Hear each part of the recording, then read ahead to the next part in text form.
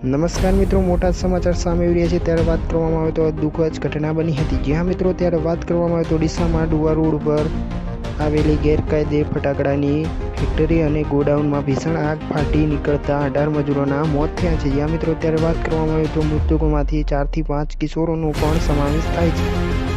આ ઘટનાની જાણ થતાં ડીસા નગરપાલિકાના ફાયર ફાઇટરો અને 108ની એમ્બ્યુલન્સ તાત્કાલિક ઘટના સ્થળે પહોંચી ગયા હતા। જ્યાં મિત્રો ત્યારે વાત કરવામાં આવે તો હાલ એસડીઆરએફની ટીમે પણ ઘટના સ્થળે પહોંચી રેસ્ક્યુની કામગીરી હાથ ધરી છે। ત્યાં મિત્રો દુઃખદ ઘટના સામે આવી રહી છે।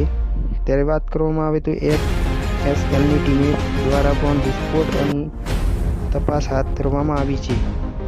જ્યાં મિત્રો ત્યારે દુઃખદ ઘટના સામે આવી રહી છે। ઘટનાના પગલે ફેક્ટરીનો માલિક ફરાર થઈ ગયો છે અને મજૂરોની ઓળખાણ કરાવવાની કામગીરી શરૂઆત કરવામાં આવી છે।